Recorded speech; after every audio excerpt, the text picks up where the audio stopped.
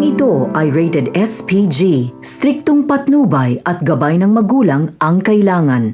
Sa pag-uusap ni Mando at Rigor ay sinabi ni Rigor na sa oras umano na malaman niyang sangkot si Tanggol sa kabulustugang nangyayari sa koreksyonal ay hindi niya palalampasin ito dahil batid niya umano na may dugong demonyo ang dumadaloy sa dugo ni Tanggol. Sa kabila ng pangangailangan ng pera ay mas nangibabaw pa rin kay Marsing at Nita ang kanilang mga pride dahil ayaw nilang malaman ng mga tao na sila ay naghihirap na. Kaya naman halos maubos na ang lahat ng meron sila may maipang bayad lang sa abogado ni Edwin. Sa kabilang banda, muling magkakabangayan ang mag-inang Tinding at Marites dahil sana umano ay sinabi na ni Marites kay Rigor ang tungkol sa nag-iwan ng pera. Di sana'y nakatulong pa ito sa investigasyon ni Rigor. Ngunit iginit ni Tinding na wala nang pinagkaiba si Tess kay Rigor, na wala ngang pagmamahal at amor kay Tanggol. Sinabi naman ni Tess na sa mga nagawa ni Tanggol ay parang napakahirap na nitong mahalin. Nalingid nga sa kanyang alam na hindi niya talaga alam ang tunay na dahilan kaya nagagawa ni Tanggol ang mga bagay na yun. At hindi niya man lang nga mabigyan ng pagkakataong makapagpaliwanag si Tanggol dahil inuusgan agad ito ni Marites.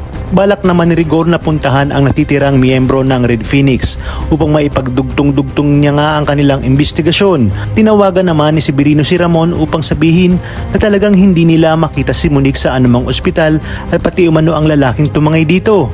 Kaya naman sinabi ni Ramon na wag babalik sina Severino hanggat wala silang magandang balita.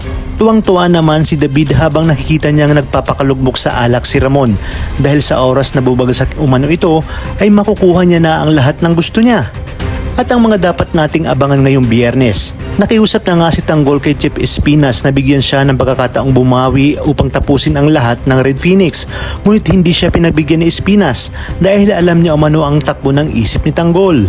Maya-maya pa nga ay darating na si Balatukan at sinabi na nahihirapan silang makakuha ng mali kay Rigor dahil isang matuwid at tapat sa serbisyo nga ito. Kaya naman iginiit ni Espinas na kinakailangan makahanap sila ng butas upang madiin nga itong si Rigor. Habang si Olga naman ay dadalaw na sa koreksyonal upang malaman kung totoo ba ang mga sinasabi ni David na nakakalabas-masok nga itong si Tanggol at ginagamit ito ng mga opisyal.